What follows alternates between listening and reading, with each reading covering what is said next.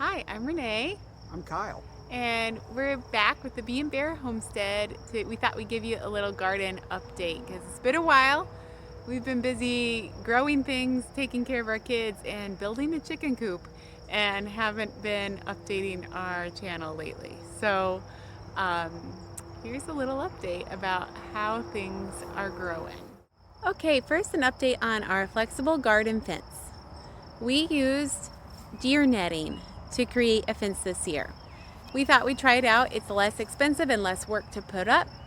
And we weren't sure exactly where we wanted the fence to be. And we have a big fence, as you can see. It's a really big garden. We're not 100% happy with it, but it is working to keep deer out. We haven't had any deer get in since we made makeshift gates. We don't have full gates yet. But animals can get in across the bottom. If we had chicken wire across the bottom, that might solve that problem. Here's a makeshift gate. It's real high tech that we put up against the garden fence to keep deer out. So it is working to keep deer out, but it breaks really easily. On a windy day, we had breaks in the fence where the staples ripped out of the posts. And like I got too close to it with a lawnmower and that caused it to break.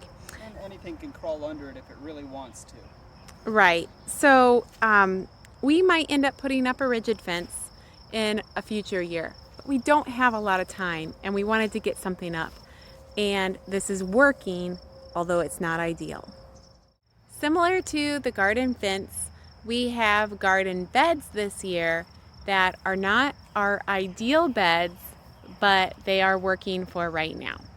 So we had thought originally that we would make raised beds like this one that are 4 by 8 foot or 4 by 10 foot, and we would do the whole garden in a raised bed. It would look real nice and neat. We wouldn't have to till the dirt because there's a lot of reasons why you want to avoid tilling in a organically raised garden. But lumber is very expensive and we're short on time.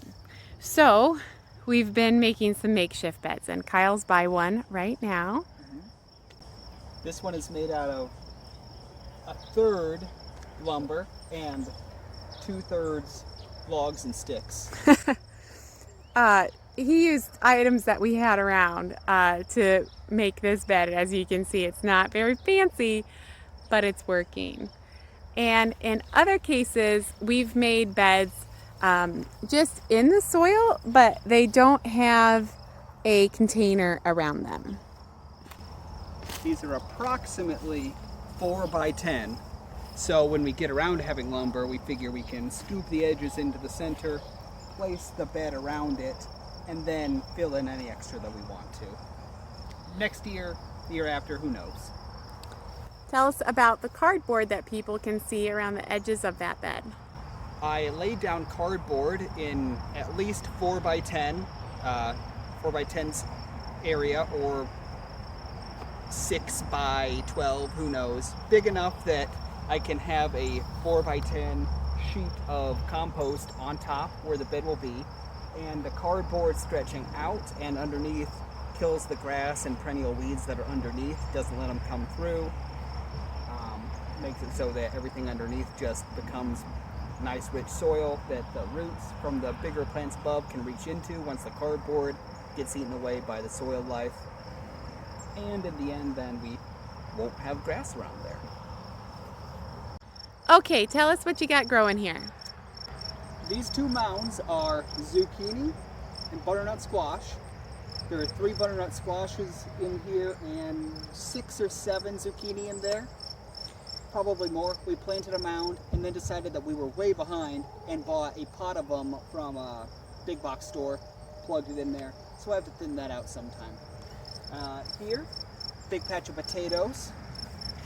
Here, we have a bed of eggplant, peppers, tomatillos, some chives in between, and there's a basil at the end too. The next bed is 5 tomato plants of varying kinds. I'm sure there's Roma in there, Hungarian heart, maybe a cherry-sized one, and something called a Curtis Creek. And then basil with onions all around everything. And then the next bed is pretty much a mirror of this second bed.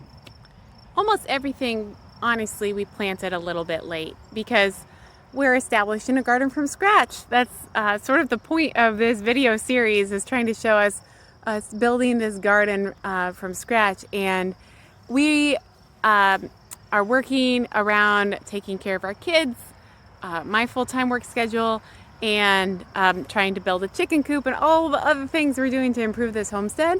And so a lot of things got put in late this year, but we are growing things. So there is a cucumber that we also bought from a big box store, and a nice bed full of greens and peas and beets.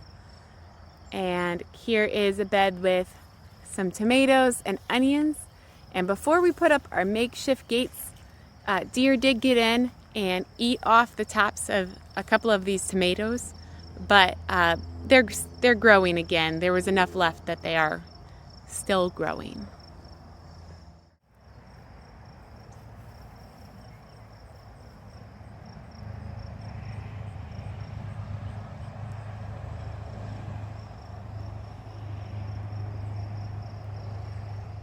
And we've also got our chickens out in the garden. We have a chicken tractor that Kyle built that we can put them out in to help fertilize the soil here in our garden, and also give them outside time.